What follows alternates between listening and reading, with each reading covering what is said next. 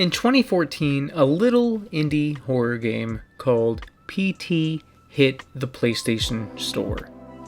You may have heard of it. It rapidly took the gaming world by storm due to the game being absolutely terrifying, but it became a legend among gaming fans due to the surprise reveal that the game was secretly a Silent Hill game being made by Konami, headed by Hideo Kojima. What cemented PT's legacy in gaming, however, is its unfortunate removal from the PlayStation Store due to a falling out of Kojima and Konami. PS4s with the game still downloaded onto it began selling for insane prices. Despite how good that PT actually was, the impact of the game being forced off of offline services is what will truly make the game last forever, even with it only being a taste of what would have been. PT's fame goes far and beyond the removal of the game, however, as the format of the short teaser has become so solidified in the gaming zeitgeist that the influence of its looping hallway has been felt ever since the game's release. Any game that shares a first-person perspective and horror within its roots must prove itself not to be a clone of PT in some sense.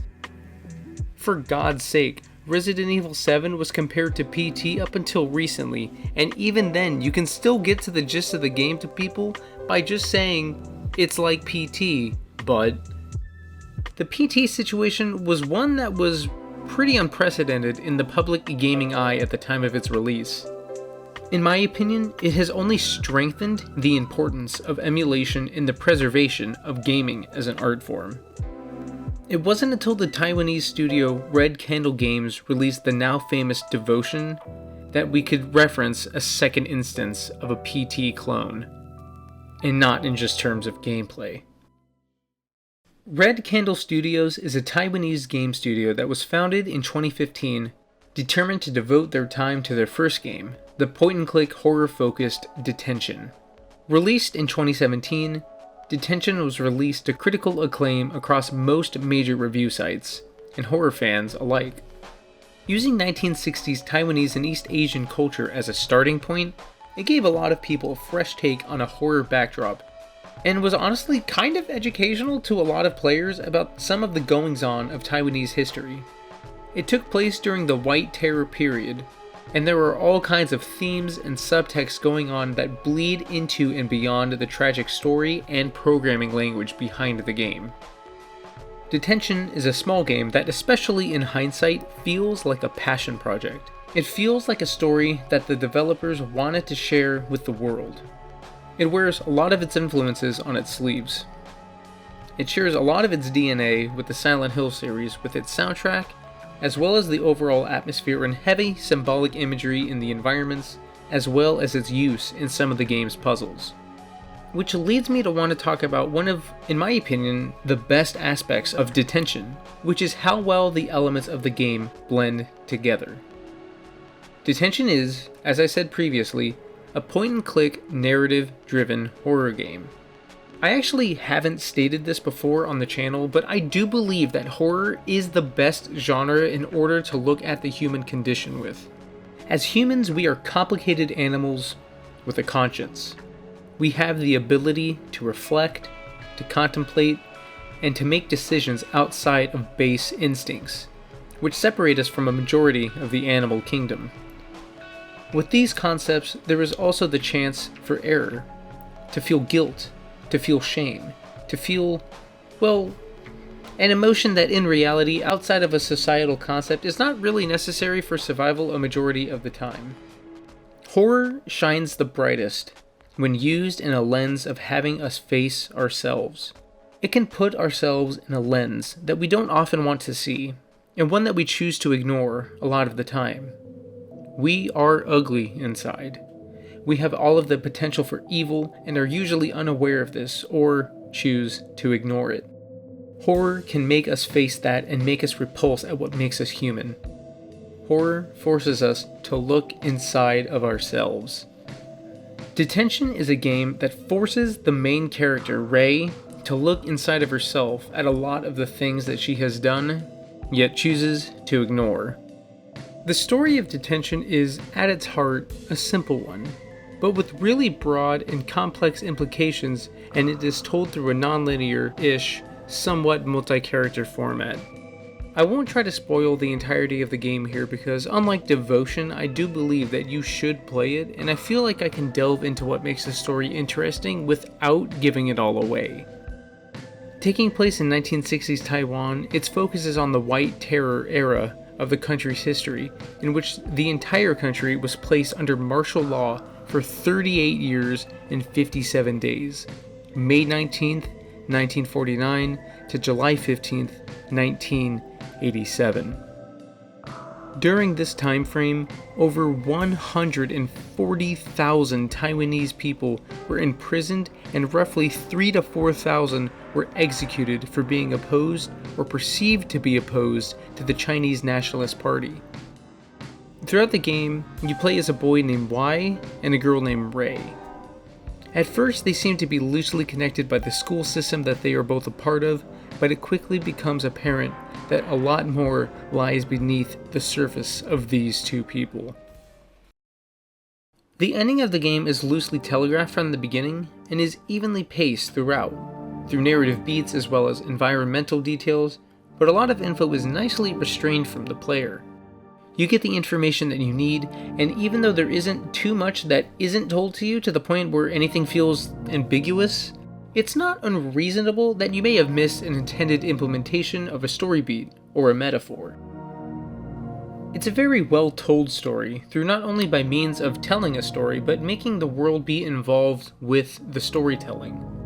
While I do believe that the game becomes a bit too literal near the end when it had such a strong start, it does still rely on a lot of personal reflection and a lot of aspects that someone playing the game that has no connection to Taiwanese culture, or even the series of events of the game, could find something to relate to.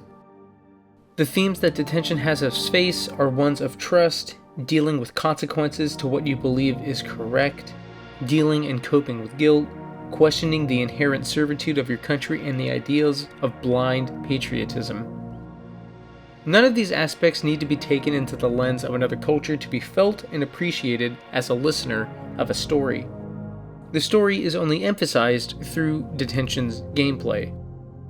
The nature of the game that Detention is allows for a lot of environmental play from the developers.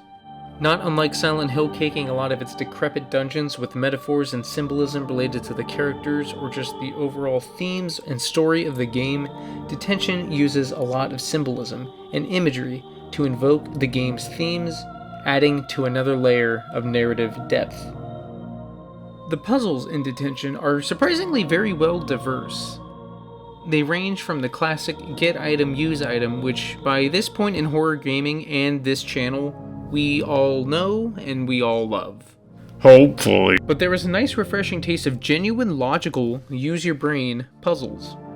There are some that are musically based, some that require memorization, and some puzzles that involve base mechanics of the game itself alongside puzzles that require you to find items and put them into correct slots.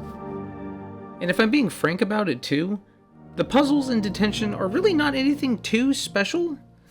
They're nothing along the lines of like the Myst series or point-and-click puzzle games that helped spawn this newer genre of horror games.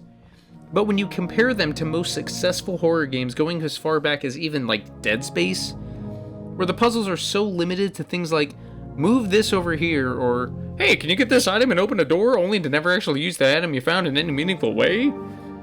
For Detention to come around and really ask something of the player, to make them think outside of the box to form a conclusion from scattered bits of information, it really makes you feel like you've accomplished something when you finish a puzzle. One puzzle in particular involving a family portrait is a very nice yet very elegant puzzle that even on my second playthrough made me go back and forth between what was happening until I went, oh yeah, duh, and managed to solve it. Beyond the puzzles, the core gameplay of Detention is fairly uncommon, especially in terms of the horror genre of games. It's a combination of control-based movement and point-and-click puzzles. The game implements a fail state with the introductions of occasional spirit enemies, that you have to maneuver around while holding your breath at specific intervals depending on the type of monster that you're encountering. It's a fairly simple system, but it works, as each enemy type is a small puzzle in and of itself that you must figure out from a little pamphlet of information usually given to you before you encounter a new type. In case you are not aware, I'll give a very quick rundown of what happened with Red Candle Studios' Devotion, and what ended it from being available online for so long. Devotion was the studio's second game, and it was available online for a mere week on online retail shops before it was pulled down from purchase due to surrounding controversy. It was quickly discovered that via an Easter egg in the game, a small message could be found on a talisman that contained the phrase roughly translating to Xi Jinping Winnie the Pooh. This prompted an almost immediate action from the Chinese government to pull the game from every single store that it was available on, and up until earlier this year, the year of our Gabe and Savior 2021, was not downloadable in any legal method. The studio has re-uploaded the game to their own platform and on GOG, where you can now download it free of crimes. Devotion has a lot of things in common with Detention, but the eyes that you play Devotion through is a lot different. Like Detention, you play in a past era of Taiwan. For Detention, it was the 1960s, but in Devotion, it is the 1980s. In it, you play as Du Fangyu and experience a series of events about the traumas of his family.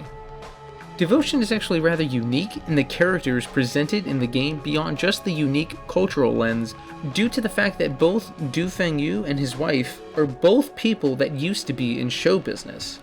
His wife Gong Li was a singer and Du Feng is a stagnated screenwriter. Most horror games tend to have a focus on either being like a super tactical gunned out dude a la Resident Evil, or have the character just be some schlub, an average Joe or Jow.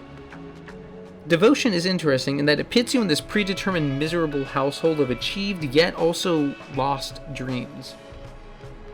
Someone slightly above the normal pedigree of average schlubs, but someone that's still susceptible to what happens throughout the game seemingly as much as you would be in real life. Graphically, Red Candle Games went out of their way to make sure that Devotion deters quite a bit from Detention almost as much as possible, as it is a fully realized 3D first-person adventure game. Much more graphically intensive and potentially a lot more visually striking than anything that could be done in Detention.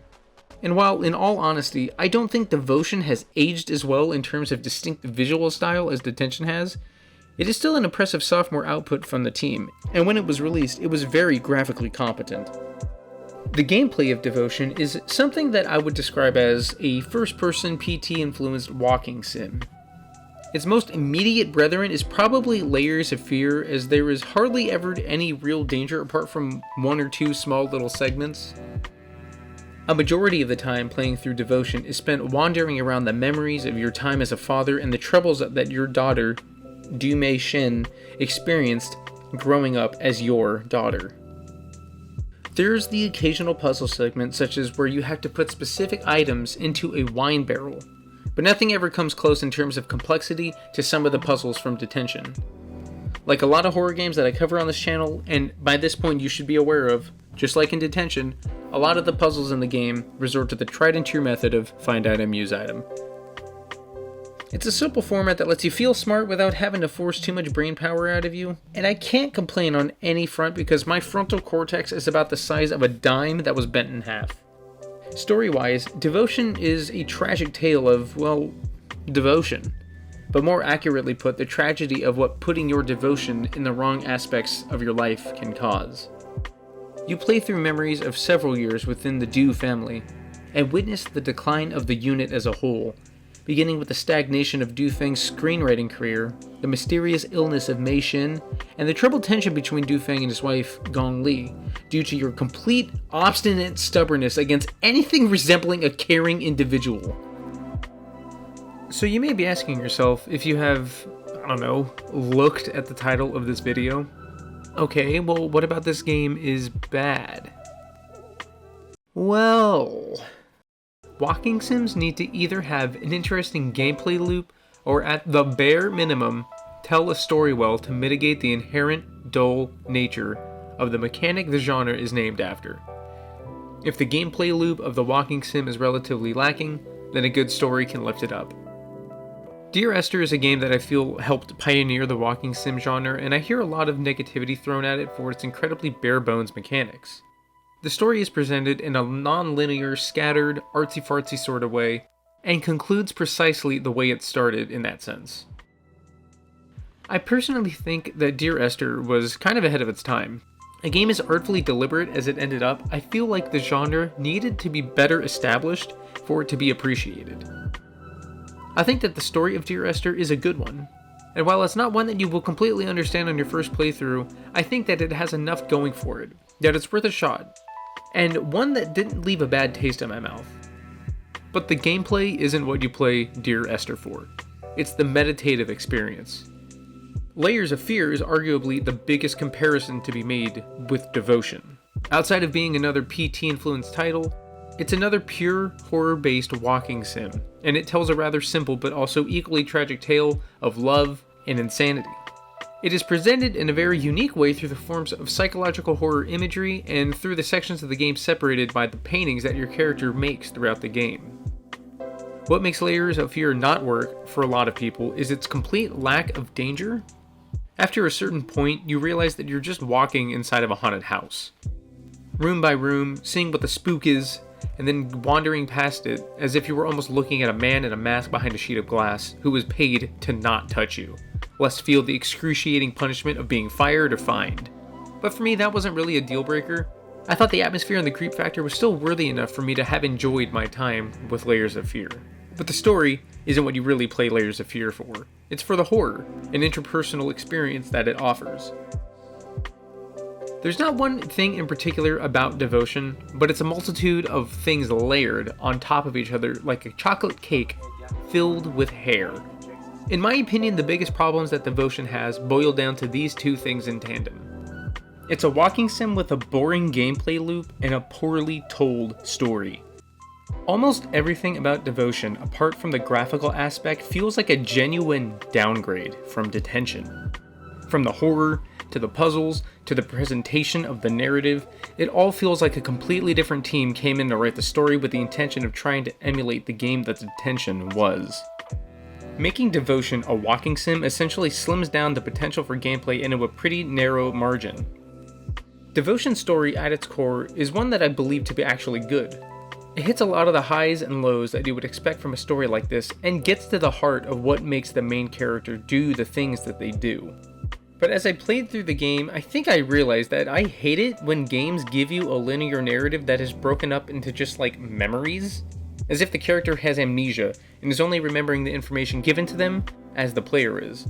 But in Devotion, the main character would have zero revelations to anything that's happening in the plot, except for, I guess, the moments when the narrative just decides to hop over to his daughter's perspective for the sake of making an impact, when it completely bypasses the main character. It's like in the Joker movie when out of fucking nowhere the movie stops being focused on Arthur Fleck and just decides to focus on the murder of the Waynes for some reason. But my biggest issue with the way that Devotion's story is told is that, unlike Detention, where the information you're given feels like a story with natural ebbs and flows to it, Devotion feels like the outline of a narrative that got converted into a final project presented in like bullet points. Dad and mom fight. Daughter gets sick. Dad read daughter story. Daughter folds orchids. Dad has script rejected. Dad and daughter visit spiritual woman. There are a lot of attempts to make these bullet points interesting, such as visual imagery, like the room with the orchids, or in various ways your apartment will morph within the memories and the years that you visit. But no matter how much paint they put on these bullet points, in my opinion, it doesn't make the presentation of these story beats any more interesting. Which leads to why I think Detention's story is much better told. Because even though that Detention does do the story through memories at points in the game, the story is told beyond that. By the time you hit the bullet point story segments being told through memories of Ray, you are in the third act, and getting things revealed to you feels like a revelation in the story itself. Not just something being revealed to you because that's the only way that the developers decided to tell you anything. You are given normal story beats before the end of the game, but most are just told through puzzles themselves, that contribute to the world around you and Rei, but not just Rei's story. Rei's story is only a microcosm of a bigger picture of the problems going on in Taiwan during the time. There are many situations throughout the beginning of the game where you are only fed story through symbolism, but you are still comprehending themes and plot points made that reside outside of Rei's story that help contribute to the main narrative. For example, you are presented a room where it is pretty irrefutable that your father was scandalous with other women. It is shown in a way that is visually striking, but that is pretty much all that this scene tells you. It provides a backstory to Rei and her family, and gives some insight into her character growing up. But the team uses this area to give the player a puzzle that works back around narratively to the family itself. It ends in a sequence that concludes a story arc presented around the midway point of the game, where it is revealed that Rei has been romantically involved with a teacher, and shows us that they had suddenly been ignoring her. The closest that I think devotion comes to this section is where you have to collect objects to throw into a wine vase. The things that you throw in there are physical but also symbolic, and they do connect back with the main narrative, and I'm assuming the guilt that Dufeng feels for what he's done. The best part about this is that even though the symbolism for this puzzle was pretty on the nose, such as your wife's shoes, dress, and your daughter's crown, the whole puzzle's meaning isn't quite obvious until the end of the game. It's a lot more flat in terms of the use of storytelling, but when you find that the wine is actually used in the ritual at the end of the game, it does recontextualize the entire puzzle and makes you think about what Dufeng had to give up in order to complete the ritual. If you're not aware, I'm going to give a quick plot synopsis of Devotion, because I feel like it is important to understand the story. You play as Feng Yu, who is a writer and actor respectively, and you and your wife live in an apartment with your daughter, Mei Xin.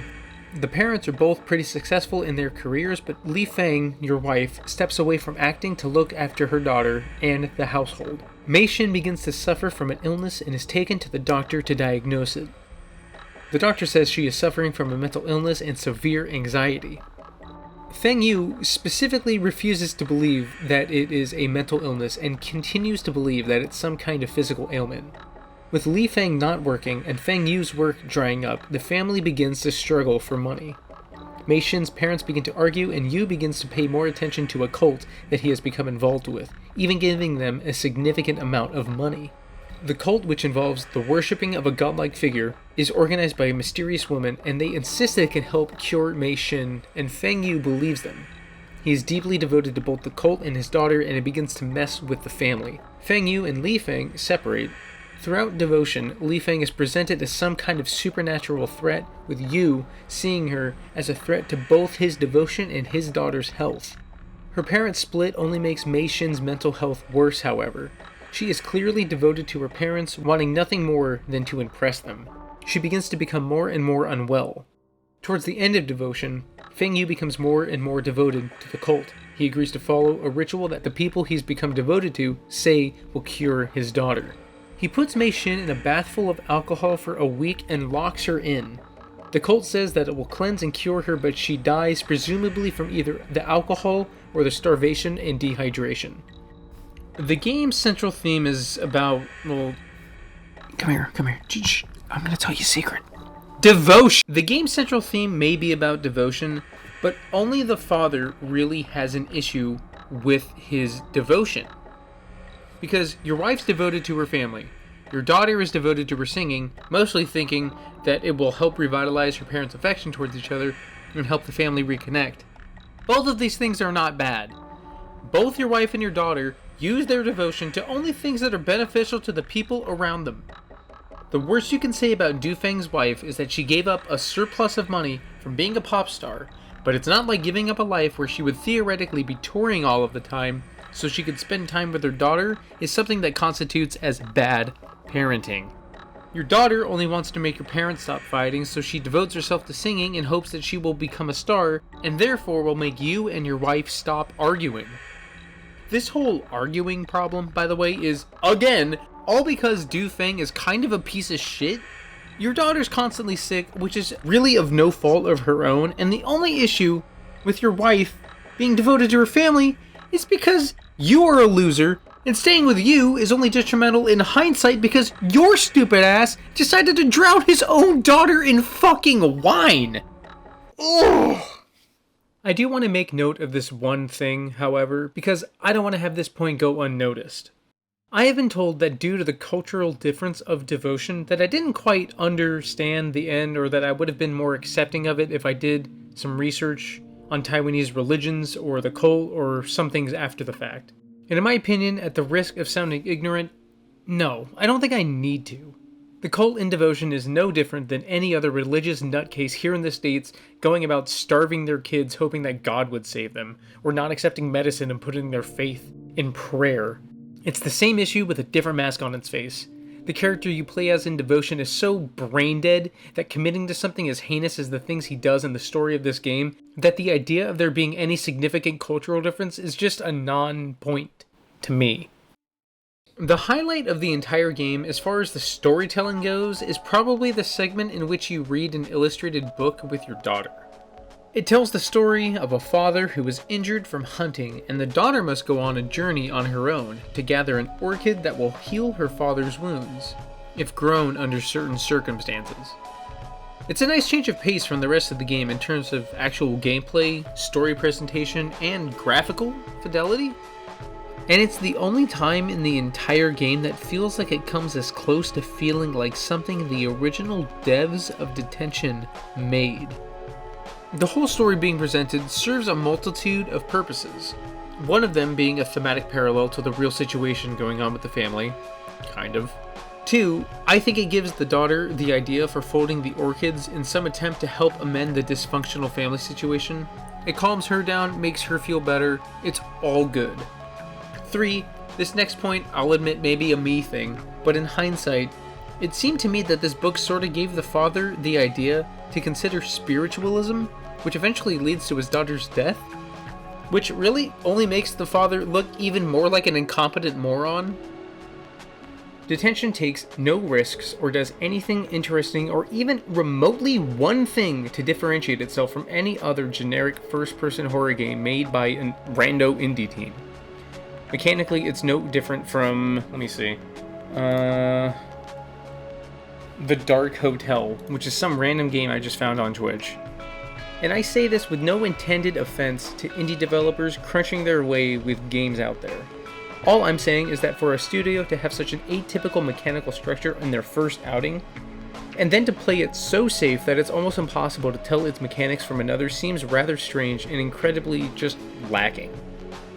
To add insult to injury, the game tries spicing its walking sim blood with puzzles, just like Detention did, but unlike Detention, where it has some truly well-designed puzzles, literally the only thing that Devotion has going for it is find item, use item, which, like I've said before, is normally fine, but after playing Detention, I can't begin to tell you how much of a setback this feels like. It's literally as if the dev team were trying to crank out this entire game in a week, just to see if they could do it, and then remembered that it was a horror game, so they had to put puzzles in it, and they went with the easiest out that they could.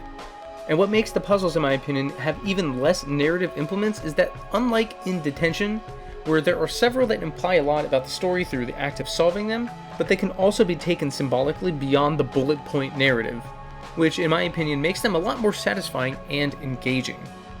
All of the puzzles in Devotion are literally just, here's the next bullet point of the story, and that's all it has going for it. One such puzzle in Detention that succeeds in both of these aspects is the puzzle where you have to collect 2 different items for 2 deities that are in charge of escorting spirits of the dead into the underworld. This implies quite a bit about where Ray is as far as the narrative goes. It doesn't just say one thing or the other, or is it just another memory that Ray has? You know, actually, in hindsight, Devotion does have one other theme going for it. Throughout the game, you find pages of a script that Dufeng has submitted to be picked up, but ultimately got rejected. They are blatantly just slices of life of his own family and whatnot, and you can pretty easily see why they got rejected. They're bland, they're boring, not very well written, and are just pretty much a one-to-one to everything going on in Dufeng's life. Nothing about them can be taken at anything other than a simple face value, and when converting that to a popular culture format, it isn't really something that anyone willing to throw money at projects at would want to take a chance with. Who would be interested in seeing something so poorly made be presented in a show or a movie? No one. Turns out, the writers of Devotion really wanted to make bad writing a theme of the game too, cause you know what? They pretty much excelled at it.